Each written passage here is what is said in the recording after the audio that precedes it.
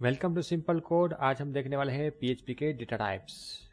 हम आ गए हैं अपने वीएस कोड एडिटर पर और मैंने यहाँ पर एक फाइल क्रिएट कर ली है डेटा टाइप्स नाम की। और अगर आपने हमारे प्रीवियस सेशंस नहीं देखे हैं तो ये सभी चीज़ें हमने उसमें कवर की है। प्लीज़ हमारे बाकी के वीडियोस भी ज़रूर देखिएगा क्योंकि ये बहुत ही इंपॉर्टेंट है गाइस। तो बिना देरी किए चलते हैं सीधे ही अपने कोड की ओर की देखते हैं पीएचपी में डेटा टाइप्स कितने और कितनी तरह के होते हैं। सबसे पहले जो इसका नंबर है वो है स्ट्रिंग।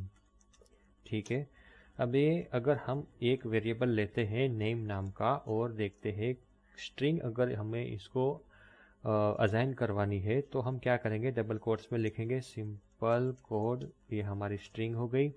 ठीक है, और इसको हम करेंगे इको और करेंगे नेम।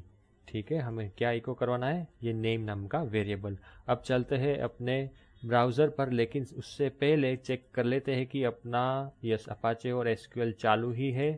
चलते ब्राउज़र पे और यहाँ पे लिखते लोकल होस्ट, हमारे प्रोजेक्ट का नाम सिंपल कोड और फाइल का नाम डेटा टाइप्स डॉट php। तो हमारे पास ये सिंपल कोड आ चुका है। ठीक है, तो ये पहला डेटा टाइप्स था स्ट्रिंग।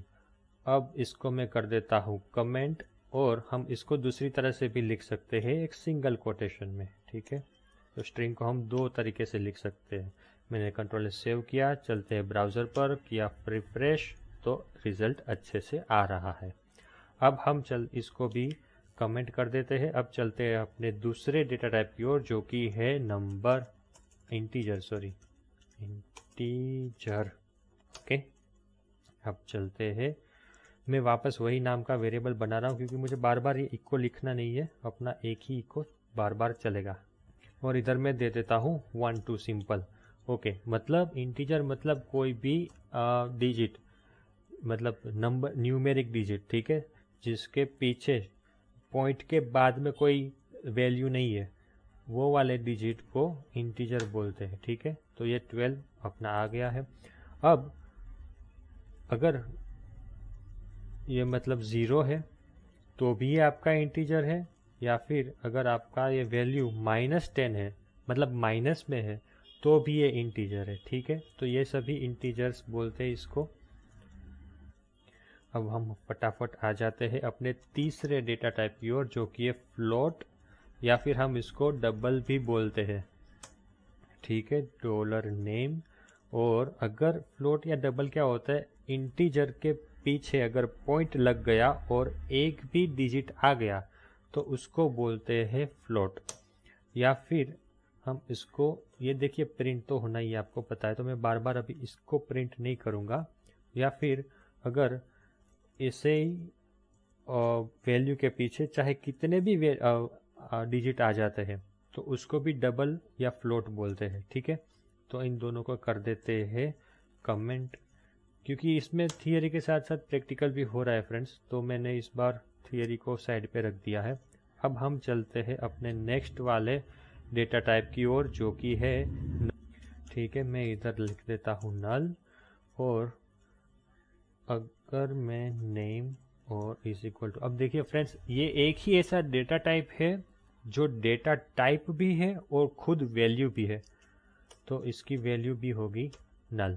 ठीक है, अब इस बार हम चलेंगे ब्राउज़र पे, हमने इसको इको करवाया और देखते क्या रिजल्ट आता है। तो रिजल्ट भी कुछ नहीं आएगा, जैसा नाम है वैसा ही एकदम नल। ठीक है, क्योंकि अगर इसका मीनिंग ये होता है कि इस वेरिएबल में फ़िलहाल कोई वैल्यू नहीं है। ठीक है, तो इसको भी कर देते हैं कमेंट। अब आगे चलते हैं, आगे हमारा वेरिएबल है बुलियन। ठीक है, dollar name is equal to, boolean माने वैल्यू या तो ट्रू या तो फॉल्स। अगर हम ट्रू देते हैं, कंट्रोल से सेव करते हैं, ब्राउज़र पे चलते हैं, रिफ्रेश करते हैं, तो एक दिखाता है, वो ट्रू नहीं दिखाएगा। ठीक है, ये लॉजिकली इस ट्रू मीन्स एक होता है। ठीक है, तो ये जो कंपाइलेशन वगैरह होता है उसमें ट्रू की वैल्यू एक कंसिडर की जाती है। ये कंडीशन हम जब देखेंगे इसको फिर से अच्छे से समझेंगे कि ट्रू माने एक, तो आपकी वैल्यू, तो हमें अगर आउटपुट 1 मिल रहा है तो मतलब वैल्यू ट्रू है, ठीक है। और अगर name is equal to false, तो इस बार हम फिर से जाएंगे ब्राउज़र पे और देखते हैं फॉल्स क्या प्रिंट करता है। फॉल्स एक्चुअली 0 होता है, लेकिन वो प्रिंट कुछ नहीं करता है, ठीक है। अब आते हैं यहाँ पे, लेकिन इसकी वैल्यू लॉजिकली, जैसे 0 और 1 की भाषा ही समझता है पीसी तो मशीन, ठीक है, तो वो इंटरप्रेट करता है 0 को, ठीक है, लेकिन यहाँ पर आउटपुट कुछ नहीं दे रहा है। ओके, इसको कमेंट करते हैं। हमने और क्या देख लिया, स्ट्रिंग, इंटीजर, फ्लोट, नल, बुलियन, और इसके बाद हम देखेंगे एरे। फ्रेंड्स, एरे बहुत लंबा चौड़ा टाइम लेने वाला है, लेकिन उसके लिए हम अलग सेशन बनाएंगे और वो थोड़े टाइम के बाद सीखेंगे, क्योंकि इसके पहले भी हम बहुत सी चीज़ें सीखने वाले हैं। फिलहाल एक छोटा सा एग्जांपल मैं आपको दे देता हूँ इंडेक्स एरे का। वैसे 2 टाइप के एरेस होते हैं, वो हम सब बाद में देखेंगे। देखिए फ्रेंड्स, बाकी सब वेरिएबल्स एक वैल्यू कंटेंट करते हैं, या तो ये वैल्यू कंटेंट की या तो फिर ये वैल्यू कंटेंट की। कोई भी वेरिएबल्स ऐसा नहीं है कि एक साथ 2, 3, 4, 5 वैल्यू कंटेंट करेगा, लेकिन अरे ऐसा चीज़ है जो एक साथ मल्टीपल वैल्यूज कंटेंट करेगी। तो ये जो नेम नाम के वेरिएबल में अब मैं इसको अरे बनाने जा रहा हूँ, तो ऐसे हो गया, ये हमने बना लिया अरे, ठीक है। अब इसके अंदर हम मल्टीपल वैल्यूज दे सकते हैं, जैसे कि मैं ये पहली वैल्यू दे रहा हूँ फर्स्ट, अब मैं कोमा करके सेकंड वैल्यू दे रहा हूँ सेकंड, कोमा करके मैं थर्ड वैल्यू दे रहा हूँ 50, कोमा करके फोर्थ वैल्यू दे रहा हूँ ट्रू। देखिए, हम जो भी इधर ऊपर सीखे ना, वो सारी वैल्यू इधर हम यूज़ कर सकते हैं। एरे में हम कोई भी डेटा टाइप की वैल्यू डाल सकते हैं, ठीक है। अब मैं करता हूँ सेव, तो अब मैं ब्राउज़र पर जाऊँगा तो ये प्रिंट नहीं होगा फ्रेंड्स। देखिए एक बार चलते हैं तो एरर आई, ठीक है। तो क्यों नहीं होगा, क्योंकि ये एरे है, ये वेरिएबल नहीं है। वेरिएबल होता तो एक ही वैल्यू इसके अंदर होती और वो आराम से इको से प्रिंट हो जाता। एरे के लिए भी इको से ही प्रिंट होता है, लेकिन इसके बाजू में ऐसे हमें ये ब्लॉक्स लगाने होते हैं, और उसके अंदर एरे है ना, उसकी इंडेक्स 0 से शुरू होती है। मतलब इस वेरिएबल, ये एरे के वेरिएबल में 0 इंडेक्स पर ये वैल्यू है, इस एरे के वेरिएबल में फर्स्ट इंडेक्स पर ये वैल्यू है, इस एरे के वेरिएबल में सेकंड इंडेक्स पर ये वैल्यू है, और थर्ड इंडेक्स पर ये वैल्यू है, ठीक है। तो अगर मुझे ये सेकंड इंडेक्स की वैल्यू चाहिए तो मैं लिखूंगा 1, करूंगा सेव, जाऊंगा ब्राउज़र पे और रिफ्रेश करते हैं तो सेकंड हमारा आउटपुट आ चुका है। अगर मुझे 50 चाहिए आउटपुट में, तो वो 0, 1 और 2, तो इंडेक्स वैल्यू हुई 2। तो अब मैं करूंगा सेव, जाऊंगा ब्राउज़र पे, करेंगे रिफ्रेश, तो हमारा 50 आ चुका है। अब आखिरी डेटा टाइप देख लेते हैं फ्रेंड्स, इसको मैं करूंगा फिलहाल के लिए कमेंट, और हम चलते हैं अपने लास्ट वाले डेटा टाइप की ओर, जो कि है ऑब्जेक्ट। फ्रेंड्स, ऑब्जेक्ट के लिए भी ये बहुत ही मतलब एडवांस लेवल का टॉपिक है।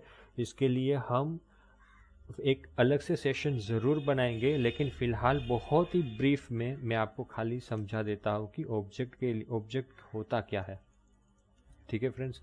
अगर हमें किसी चीज़ को बार बार करना पड़ रहा है, तो हम क्या करते हैं कि उस चीज़ का एक फॉर्मेट बना लेते हैं, फॉर्मेट साथ, ठीक है। तो हम पहले बनाते हैं फॉर्मेट, और फिर बोलेंगे कि भाई जिस बार आपको ऐसी ही चीज़ करनी हो, तो आप एक काम करना, उसी फॉर्मेट को है ना फॉलो करना। तो हम बार बार वो फॉर्मेट नहीं बनाते, एक बार बना दिया और फिर बोल दिया कि भाई उसी फॉर्मेट को फॉलो करो, तो ये होता है ऑब्जेक्ट, ठीक है। तो हमें बार बार वही कोडिंग लिखने की ज़रूरत नहीं है। अब देखो मैं क्या करता हूँ, एक फॉर्मेट बना रहा हूँ, उसको बोलेंगे क्लास, और जो फॉर्मेट बना रहा हूँ उस फॉर्मेट का नाम दिया है पर्सन, और हमें इधर करली ब्रेसेस से मैंने इसको ओपन और क्लोज कर दिया। अब इसके अंदर हम एक फंक्शन लिखेंगे कि आपको जो भी करना है ना, वो ये मतलब ये पूरी प्रोसेस है ना, आप फॉलो करना। अब प्रोसेस को मैं नाम देता हूँ डिटेल। अब कुछ भी नाम हम कुछ भी दे सकते हैं। फिलहाल मैं यहाँ पे एक फंक्शन बना रहा हूँ। फ्रेंड्स, हम फंक्शन भी बहुत अच्छे से समझेंगे। फिलहाल खाली आप एक थोड़ी सी झलक दिखा रहा हूँ ऑब्जेक्ट डेटा टाइप की। तो मेन ये है, अगर आपको ऑब्जेक्ट समझ में नहीं आया तो भी चलेगा। फिलहाल डेटा टाइप हमारी इतनी ही है, तो डेटा टाइप के लिए यहाँ ख़त्म हो गया। लेकिन अगर आपको ऑब्जेक्ट एग्जैक्टली क्या होता है थोड़ी सी झलक चाहिए तो प्लीज़ बने रहिए। तो ये हो गया हमारा फंक्शन। इसके अंदर मैं ना खाली सिंपली इको ही करवाऊंगा वेलकम, और एक स्पेस दूंगा। और यहाँ मैं चाहता हूँ कि जब जब कोई पर्सन आता है तो है ना उसका वेलकम करो। तो अब हर एक बार के लिए तो फंक्शन मतलब कुछ पूरी प्रोसेस नहीं बनेंगे ना, तो हमने फॉर्मेट बना लिया। तो ये फॉर्मेट ही बना रहे हैं, ठीक है। तो ये फॉर्मेट हम बना रहे हैं कि जो भी आए उसका वेलकम करना भाई। तो अच्छा, कौन आ रहा है तो मैं बोलूँगा इधर कौन आ रहा है। तो मैं क्या करता हूँ, मैं बोलूँगा इधर मैं उसका है ना नाम आपको दे दूंगा, ठीक है, नेम करके, $name करके। और आपको वेलकम और उसका नाम लेना है, ठीक है। तो बोले चलो ठीक है, कोई बात नहीं। अब हम क्या करेंगे, यहाँ पर मैंने कोई भी वेरिएबल लिया, जैसे फॉर एग्जांपल नेम नाम का वेरिएबल लिया, ठीक है। अब मुझे उसको बनाना है ऑब्जेक्ट, मतलब मुझे ये पूरी फॉर्मेट वाली प्रोसेस यहाँ से ऑपरेट करनी है। तो मैं क्या करूँगा, न्यू नाम का कीवर्ड लिखूँगा। और कौन सा ऑब्जेक्ट बनाना है, जैसे हमारे पास बहुत से ऑब्जेक्ट हो सकते हैं, तो इस ऑब्जेक्ट का नाम है पर्सन। तो कॉपी और यहाँ पेस्ट। तो पर्सन नाम का ऑब्जेक्ट हमारा ये बन चुका है। क्या, ये $name अब बन चुका है ये वाला ऑब्जेक्ट। अब ये जो फ्रेम फॉर्मेट है वो काम करेगा $name के लिए। अब मैं करता हूँ इको और यहाँ करता हूँ $name। अगर मुझे इस फॉर्मेट के अंदर क्या कुछ भी चीज़ें की यूटिलिटी करनी, मतलब यूज़ करना है, तो इसके अंदर है फंक्शन। तो फंक्शन को यूज़ करना है तो मैं क्या करूँगा, एक डैश और ग्रेटर देन।